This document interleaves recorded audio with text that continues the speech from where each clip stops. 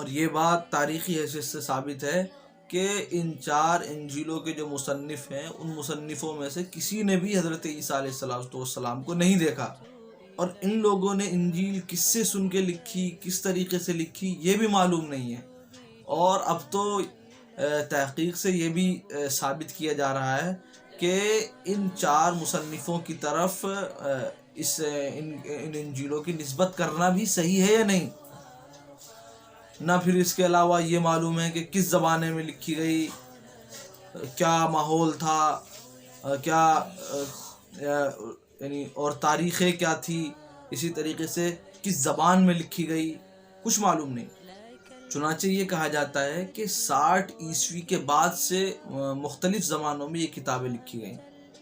پھر اس کے بعد ایک اور بہت ہی بڑا اشکال یہ کیا جاتا ہے کہ ان لوگوں کا جو عقیدہ تثلیث ہے اور حضرت عیسیٰ علیہ السلام کی پیدائش، سب کو دیکھ کر بعض امریکن نقاد نے یہ کہا کہ یہ تو صرف اور صرف رومی میتھولوجی کی نقالی ہے، کیونکہ رومی میتھولوجی میں بھی اس طریقے کی باتیں ملتی ہیں، یعنی ان کی تاریخ میں اس طرح کی باتیں پہلے سے موجود ہیں۔ مثال کے طور پر تثلیث یا حضرت عیسیٰ علیہ السلام کی پیدائش، اس طرح کے واقعات جو ہے رومی میتھولوجی میں بھی موجود ہیں۔ چنانچہ یہی وجہ رہی کہ شکاگو کے ایک رسالے میں مہینوں بھر صرف اس بات پر بحث کی گئی کہ حضرت عیسیٰ علیہ السلام کا وجود بھی ہے کہ نہیں ہے،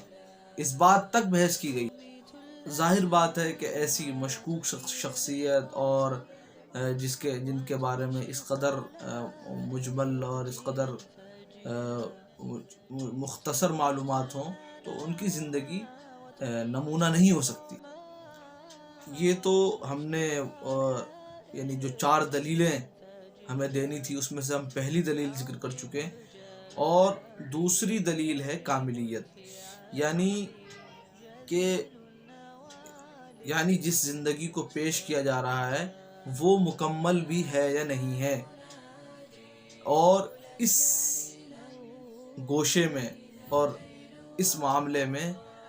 یہ دعویٰ ہے کہ اللہ کے نبی صلی اللہ علیہ وسلم کی زندگی سے زیادہ کامل، مکمل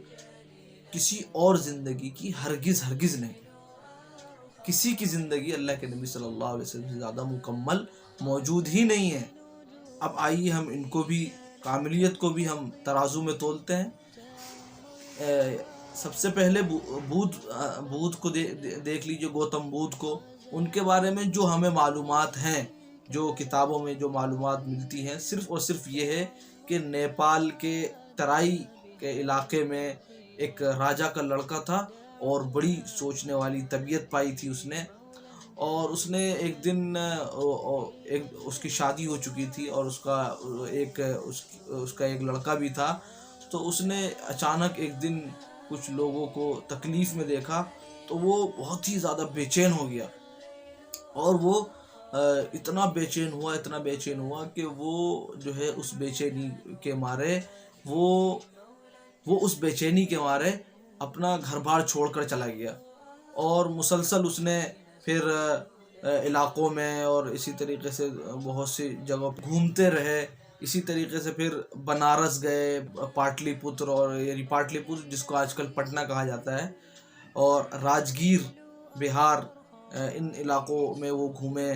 اس کے بعد جو ہے گیا کے ایک علاقے میں ایک درخت کے نیچے ان کو انکشاف حقیقت ہوا، یعنی حقیقت کے بارے میں معلوم ہوا کہ اصل حقیقت کیا ہے، یعنی ان کو حقیقت کا علم دیا گیا، اور پھر ان کو نصیحت وغیرہ کرتے ہوئے دیکھا گیا۔ بس یہی زندگی ان کی معلوم ہے۔ إذا الليل أرخى علي السدولا نظرت إليك بقلب ذليل